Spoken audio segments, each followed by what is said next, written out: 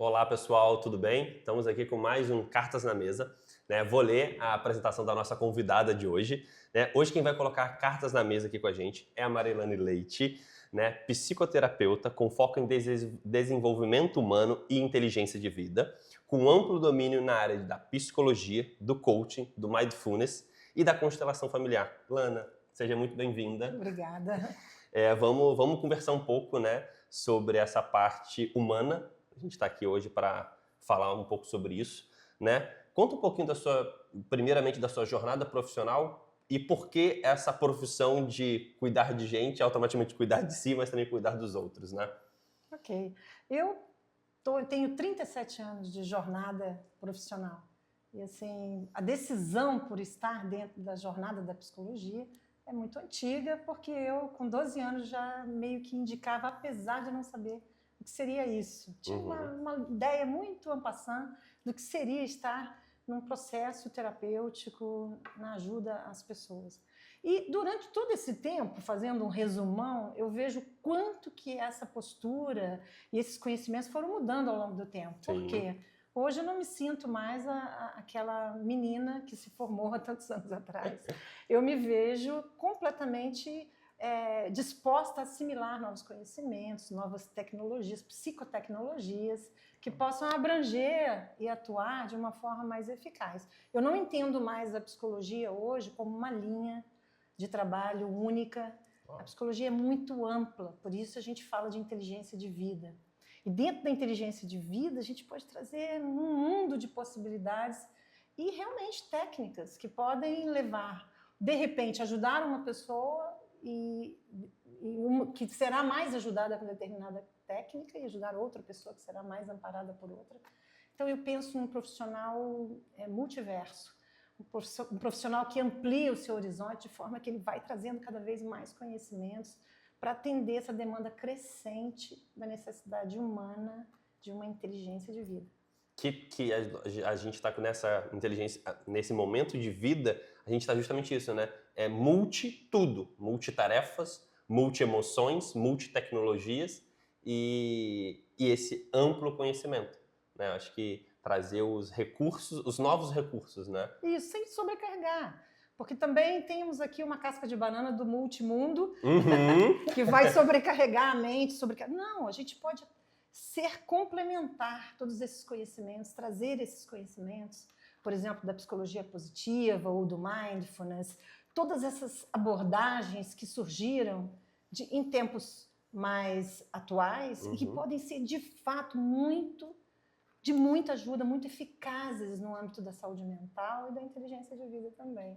Uau, isso é muito profundo, né? A gente, o termo, na hora que eu estava montando aqui a tua apresentação, eu pesquisei, aí eu achei esse termo, inteligência de vida, a gente estava falando um pouquinho disso, né? O quanto isso é atual, profundo e ao mesmo tempo simples, né? Eu gosto muito disso. Mas então me conta, como que é essa relação hoje, Lana? A gente recebe aqui também empresários de todos os segmentos, né?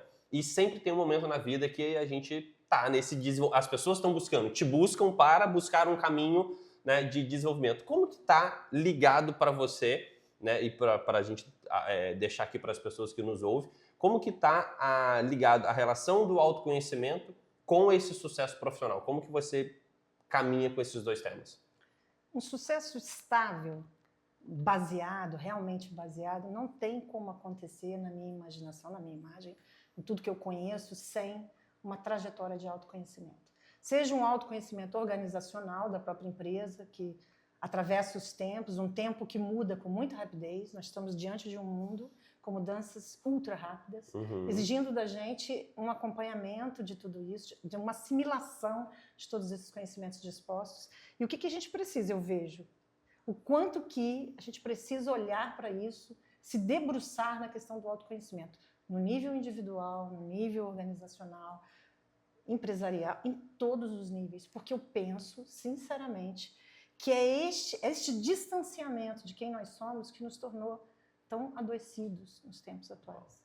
Então, quando a gente está tão distante de quem a gente é, A gente foi realmente protelando esse olhar mais profundo para aquilo que a gente realmente, onde a gente vibra, nosso dom, a nossa vontade real, a nossa vontade verdadeira, consumidos por uma informação em massa que indica caminhos, que são os caminhos de sucesso, que nem sempre serão para nós. Uhum. Então, autoconhecimento é a via. Ele seria, vamos colocar assim, uma metáfora que eu acho muito bonita, ele é o leito do rio, por onde todas as energias, tudo deveria passar.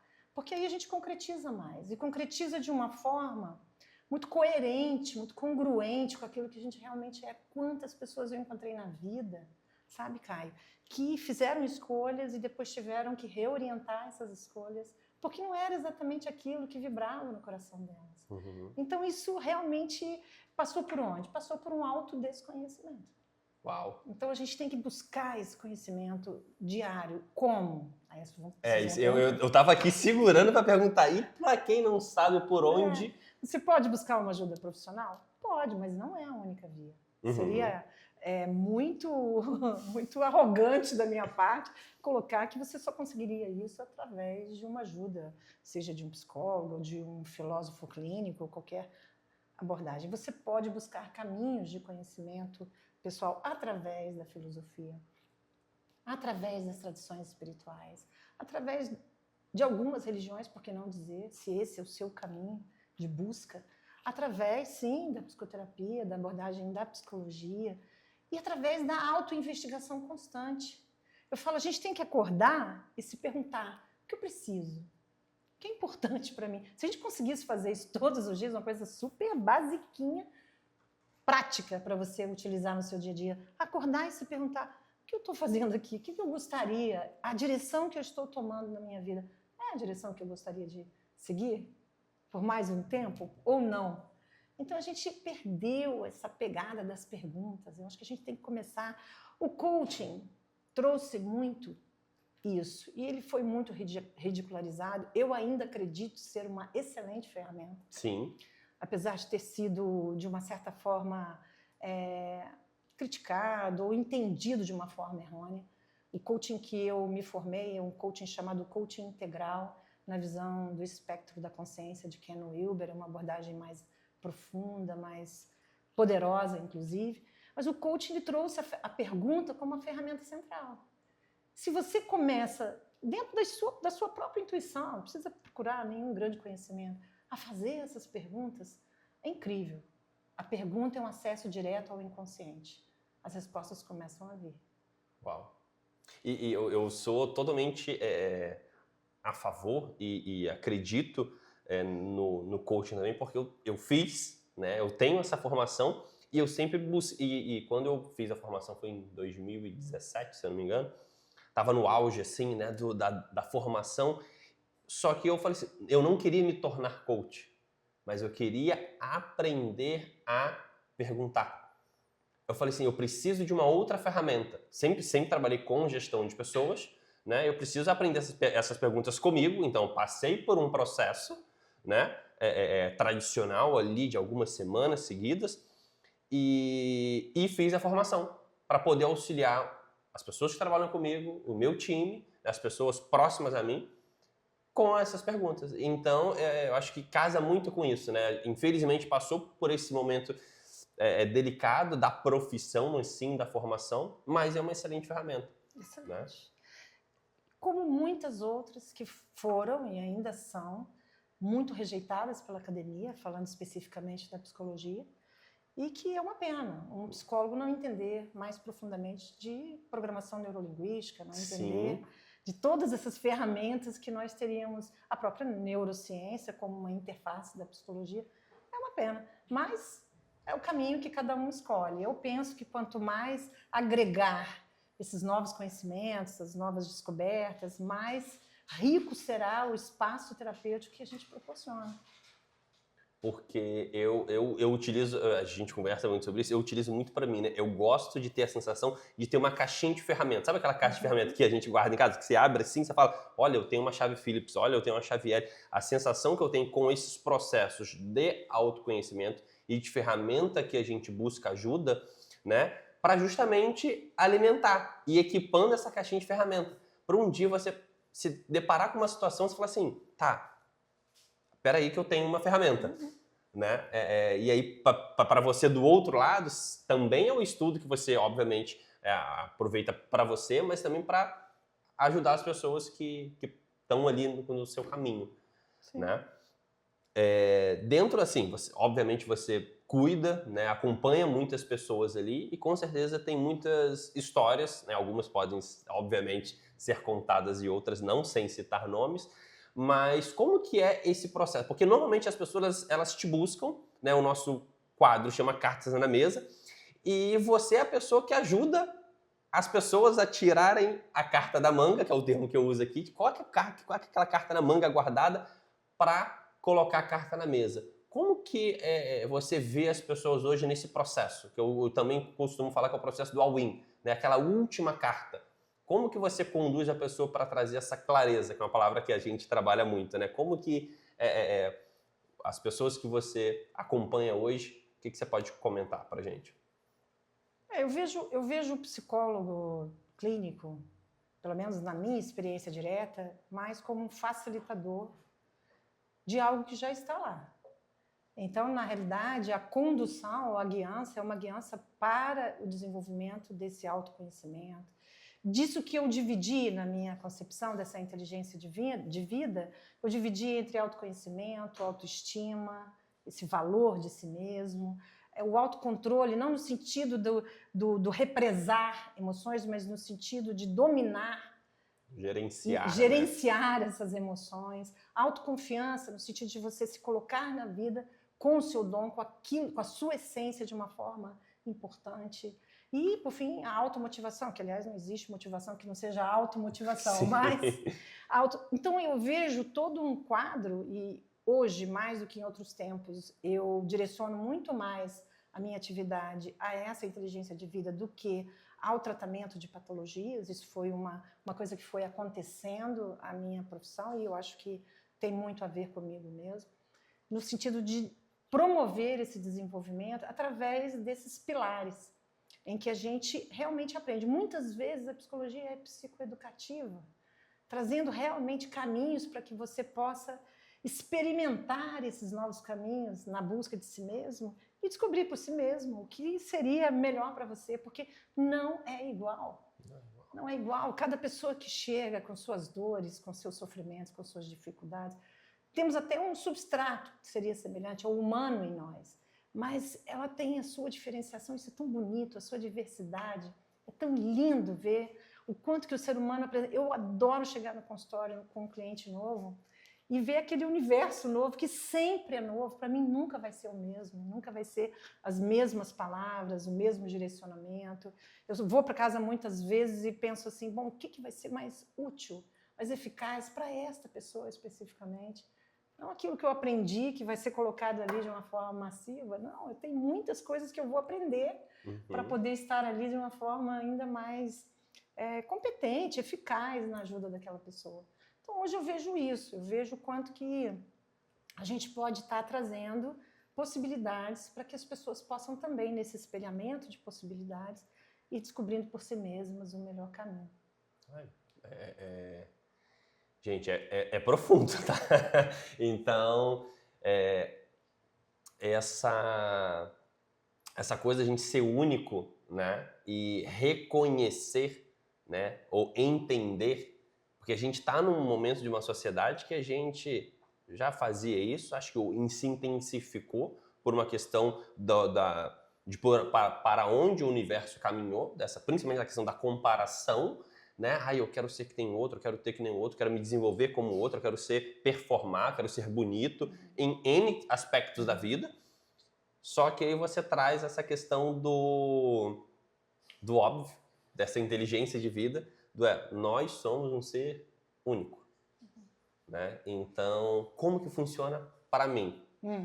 Né? E eu acho que isso é um ponto que, não vou falar que é 50% do caminho, mas é um grande primeiro passo. Né? A gente reconhecer que, somos únicos. Essa jornada é única, essa é a minha jornada. E talvez o maior desafio, Caio, seja você compreender essa unicidade, esse ser único que você é, no meio de toda essa diversidade e não se ver separado. Porque o grande problema, a grande casca de banana dessa história é você se ver separado. O que nos adoece é nos vermos separados. Nós somos únicos, mas de alguma forma estamos aqui como células de um único corpo. Essa visão holística, essa visão do holismo do ser, inserido num todo que ele interfere e é interferido por esse todo, é também algo que eu penso que eu poderia resumir em consciência. Uhum. Sem essa consciência, nós vamos continuar adoecendo. Aí vale para todo o universo do capital, o universo das organizações, o quanto que nós viemos adoecendo de alguma forma por conta dessa ilusão de separatividade. Esse termo eu aprendi na Universidade Internacional da Paz. O quanto que nós estamos esquecidos que o que acontece a você importa a mim, o que acontece a mim deveria importar a você. Sim. E essa compreensão faz com que sejamos, de fato, mais dotados de compaixão, mais dotados de compreensão. E aí a vida se harmoniza, as relações se harmonizam. Harmonia, a né? saúde vem, saúde vem, porque a grande doença, vamos colocar no âmbito psicológico, também está na doença das relações. O quanto que as relações adoeceram. Que, ao mesmo tempo, a gente pode falar, com o termo que você usou agora, é uma desarmonia. Quando o corpo, né, quando a gente tem alguma doença, alguma coisa não está harmônico, né? E às vezes está excluído, às vezes está na ilusão de estar separado. Se eu passo realmente a entender o todo como parte de mim e cuido disso com uma autorresponsabilidade, não tem como não pensar numa organização progressiva da minha vida pessoal, da minha vida de relacionamentos. É muito bonito ver isso. Então eu não consigo mais imaginar o desenvolvimento de um ser e a inteligência de vida de um ser, seja ele dentro de uma organização, nas consultorias que eu faço em empresas ou qualquer coisa assim. Eu não consigo mais imaginar esse indivíduo isolado desse contexto que ele está. E se ele está nesse isolamento, ele vai realmente criar doença. E você estava falando desse processo de consultoria que você faz tanto com um jovem individual quanto em empresa, né? O que você vê na sociedade hoje, né? Tanto empresarial quanto, né, como ser, como indivíduo, o que as pessoas estão... Qual a emoção que as pessoas estão mais negligenciando hoje? Se a gente pudesse definir uma ou algumas delas, as principais. Então, aí eu vou colocar um aspecto muito particular, talvez, do meu âmbito de visão, da minha capacidade de visão. E eu vejo que uma coisa que, principalmente em grandes organizações, acontece com uma certa frequência, é justamente essa anulação do único desse indivíduo, entende? Dessa individualidade. Então, isso acontece com muita frequência, essa massificação, através de procedimentos, regras, que, de certa forma, é necessário, mas acaba que isso vai distanciando esse ser. E o que acontece com muita frequência? Essas organizações estão verificando um adoecer sistêmico. E as pessoas estão realmente ficando mais e mais doentes, sem perceber que isso vai, de alguma forma, alterar todo o produto. Então, infelizmente, por conta da visão de lucro, da visão da economia, de uma série de coisas, do distanciamento da possibilidade de um capital espiritual. Aliás, esse é um título de um livro maravilhoso. Eu sugiro aos empresários que leiam Capital Espiritual, de Dana Zohar. É uma física e filósofa maravilhosa. E você vai se distanciando, na realidade, de uma compreensão desse todo, valorizando o indivíduo também. Então, eu penso assim, por exemplo, aproveitando, quando você vai num processo de recrutamento, seleção de pessoal, como que seria importante você ir além da ficha técnica, além dos conhecimentos técnicos, entender o todo, o contexto daquele indivíduo e realmente analisar se aquele momento, aquela função, ela estaria no encaixe perfeito para que possam se desenvolver empresa e indivíduo. Sim.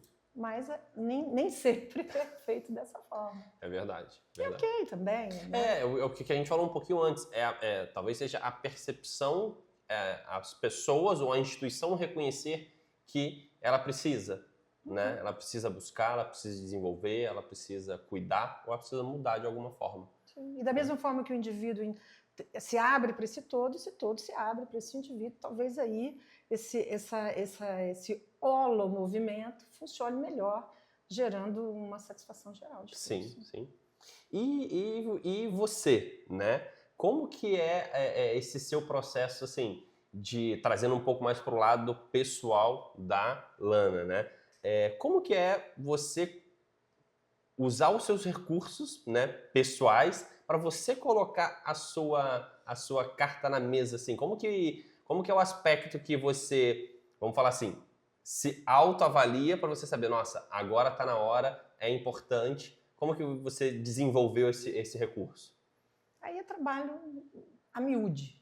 Eu penso que isso deveria se estender a todos os profissionais, mas vamos lá, a gente que está aqui trabalhando diretamente com as mentes, então esse desenvolvimento de uma mente que se amplia na direção de uma tomada de consciência é todo dia. Então, são as ferramentas, essa caixa de ferramentas em que a gente acessa as perguntas, em que aprimoramento constante. Eu não consigo imaginar eu estar um ano sem estar, de alguma forma, estudando, trabalhando a mim mesma, me terapeutizando, passando por processos terapêuticos. Tem isso que muita gente não sabe, né? Desse cuidado de você com você mesma, né? De você profissional, né? A gente, acho que o termo técnico é tipo uma supervisão ali, né? Que precisa ter, além do estudo, né? Sim. Eu tenho optado muito por imersões, onde eu vou trabalhar de uma forma mais profunda, mais intensa, e aí eu passo por várias imersões durante o ano, onde eu vou realmente fazer essa investigação mais profunda, esse aprimoramento, esse ajuste interno. Isso quer dizer que a gente vai estar próximo de uma perfeição? Não, claro que não. A gente vai continuar se ajustando, continuar aprendendo, é um contínuo aprendizado, os desafios da vida, sem contar as várias etapas. Imagina, eu me formei com 23 anos. Hoje, não mais dentro daquele padrão primário de experiência, em que a vida ali também estava um profundo aprendizado. Nem foi 23, acho que eu tinha 22. E aí a gente, né, estabelecendo ali muitas questões. Então, a gente vem trazendo, e eu acho que tem uma pesquisa muito interessante, eu não vou saber descrevê-la exatamente o ano que ela foi feita, mas foi feita nos Estados Unidos, universidades americanas, exaustivamente testado, em que eles testaram profissionais de várias linhas da psicologia, e a ideia era verificar qual linha traria mais eficácia, mais possibilidade de cura e saúde para os seus pacientes. O que acontece? O que eles verificaram até então? Essa pesquisa foi feita há muitos anos, não sei se ela foi atualizada, mas eu acho que deixou ali uma mensagem, o resultado dela. Que, na realidade, a experiência do terapeuta daria um peso maior no sucesso do trabalho do que propriamente a linha que ele escolheu para trabalhar. Isso é tão óbvio. Porém, muitas pessoas ainda acreditam que existem linhas que se sobrepõem, que são melhores ou piores. Na realidade, eu acho que a gente tem que estar sempre trazendo mais conhecimento, trazendo esse cultivo do autoconhecimento em nós, para que a gente desenvolva cada vez mais uma experiência de vida, uma inteligência de vida, para lidar com tudo que vem. Sim, sim. Para ter cartas. Para ter cartas. E as pessoas que estão com uma certa dificuldade hoje, as pessoas que estão em casa, nos ouvindo, né? Como se preparar, né? A gente está falando disso daqui, para uma situação difícil, né? Hoje é difícil, obviamente, é particular de cada um, de cada momento, mas tem os momentos difíceis, né? E como se preparar para isso? Estudem a si mesmos. Nós temos hoje, a gente tem hoje um banquete de informações. Se a gente puder, claro, faça as investigações, os caminhos de pesquisa pessoal, de forma inteligente, buscando aqueles órgãos que são realmente, aqueles profissionais, aqueles órgãos que apresentam realmente, seja as pesquisas, ou sejam as informações, as teorias, de uma forma equilibrada, de uma forma bacana, mas busquem. Eu acho que a maior ferramenta que a gente tem é buscar conhecimento para uma ampliação dessa consciência. Nós vivemos num mundo que, se a gente permitir, a gente vai ficar completamente distraído. A gente não vai dar foco a absolutamente nada, muito menos a nós mesmos. Quantas vezes, Caio, Chegam pessoas ao meu consultório e geralmente eu pergunto como você está, em que posso ajudar, o que está acontecendo, e a resposta é: não sei o que está acontecendo comigo. Uau! Isso é muito mais comum do que a gente pode imaginar. Como você é a única pessoa que pode saber. Mas você se distanciou de tal forma de quem você é, do que está se passando dentro de você, das suas dores e amores, das suas dificuldades e facilidades, que você já não sabe mais. Sim, sim. Isso eu acho que a gente teve um momento da pandemia, parece longe, mas né, tem pouco tempo, que logo no comecinho tinha as pessoas transformaram em meme, né? Mas nossa, eu descobri que eu tenho um filho. Nossa, eu descobri que eu tenho uma família, né? Porque as pessoas não estavam olhando para aquela situação por causa desse, tipo, eu não sei, eu só tô indo, né? Eu só tô indo, eu só tô trabalhando, eu só tô vivendo. E aí a gente teve que parar. Principalmente ali na hora que a gente teve o país inteiro, quase o mundo inteiro pausado, fechado, né? E a gente foi o quê? Obrigado a olhar, no mínimo, para dentro de casa. Né? Para dentro da gente e para dentro de casa. Então, teve esse momento de falar assim, opa, peraí, tem um monte de coisa à minha volta. Tem eu. Tem meus medos, minhas angústias, tem a vida dentro de mim, dentro da minha família.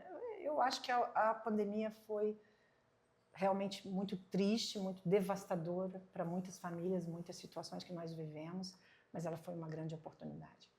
Sim. Para sairmos mais fortalecidos e mais conscientes também. E eu gostei de uma palavra que você falou agora que deu um gancho aqui. E o medo hoje em dia, Lana? Como que assim, tem gente que... Eu sou uma pessoa que, assim, eu encontro o medo, né? Eu falo, opa, ok, tenho medo. Deixa eu desenvolver. Deixa eu confrontar, obviamente, preparado, né? Em falar em público, em fazer uma atividade física diferente, né? A gente tá falando de medos cotidianos aqui. Como lidar com o medo? Bom, primeiro que a gente vive uma pandemia do medo. Uma pandemia do medo que gerou uma pandemia que já estava num crescente, num progressivo, e que agora se instalou de uma forma assustadora, que é uma pandemia de ansiedade. E todas as derivações de uma ansiedade patológica. O medo, na realidade, é justamente em função dessa ilusão de separatividade, a meu ver. Porque quando você se vê unido, com todas as capacidades de força de grupo, de força de união que nós temos, nós não precisamos ter soluções tão solitárias, tão abandonadas, tão desprovidas de força. Então, de onde que vem a força do humano? Por que nós estamos aqui? Nós estamos aqui porque nós somos seres gregários.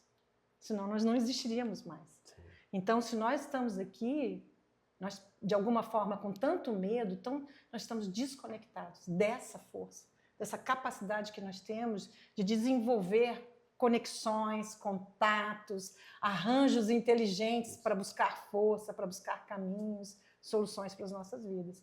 Então, eu penso que talvez a gente precise agora realinhar os nossos caminhos, rever onde nós nos perdemos, para trazer a contrapartida do medo. E a contrapartida do medo, Caio, não é coragem. A contrapartida do medo é amor. Uau.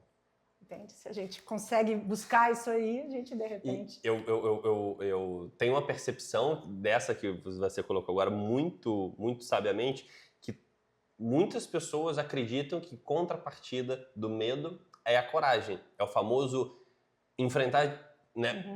Vou enfrentar o medo. Mas você tem um recurso? Você reconhece que você tem um medo? Qual que vai ser o trabalho? Então, por isso que você colocou uma definição ótima, que é esse amor, né? Que aí talvez é a certeza, é a clareza, é a consciência, né? Que a gente pode colocar todas elas nessa caixinha do... Pode parecer piegas para algumas pessoas, ou uma abordagem cor-de-rosa da vida, mas o amor tem uma força que, se a gente se conecta, se a gente mantém essa conexão com esse sentimento poderoso, a gente vai com medo, mas a gente vai. Entende? Porque o medo não é uma eliminação, ele faz parte da vida, ele é uma emoção necessária. Senão a gente estaria aqui fazendo maluquices desnecessárias. Porém, hoje, ele está realmente está instalada uma patologia do medo no mundo. Isso não é uma questão do Brasil, é uma questão mundial. E a gente só vai combater isso se a gente voltar às origens e entender que somos todos um. Estamos de alguma forma conectados e, portanto, temos recursos além de nós mesmos. Não estamos tão sozinhos assim. Sim, sim. Que fantástico, né, gente? O nosso papo aqui, muito, muito oportuno, né? Com um assunto muito mais profundo que eu tinha imaginado, porque a gente vai entrando, né? E chega nessas considerações, né? Lana, se a gente pudesse, tem que encerrar, não tem jeito, senão a gente estoura o tempo aqui. Se você pudesse deixar uma mensagem, né? Eu faço essa pergunta para todos os convidados que vêm aqui. Se você pudesse imprimir uma mensagem, ou no maior outdoor do mundo, que todo mundo fosse ver, né? Ou que fosse uma mensagem, né, que vai chegar para todo mundo, né? Qual o recado da Lana? Esteja atento. Eu acho que nós perdemos a capacidade da atenção. Esteja atento a quem você é, aos seus processos internos e a tudo à sua volta de uma maneira consciente, de uma maneira centrada. Essa é a chave. Foco, atenção e menos distração nas nossas vidas. A distração adoeceu a gente. É isso, muito obrigado. Eu agradeço, né? muitíssimo. Todos que estavam aqui, voltem, assistem 2 vezes. Eu acho que tem muito conteúdo aqui. A gente falou de muita coisa, né? E fechamos aí com chave de ouro, né? Obrigado. Eu agradeço. Né? E que venha para uma próxima para novas considerações. Com prazer. Né? Porque novos eu acho temas. que novos temas, porque a gente está justamente nesse momento que tudo é muito acelerado. Então são os novos desafios e como a gente falou um pouquinho para quem chegou agora, volta, essas são novas ferramentas, né? Então é importante a gente também estar nesse processo de descobrir novas soluções, novas ferramentas, né? do ser humano de modo geral. É isso, obrigado. Obrigada também.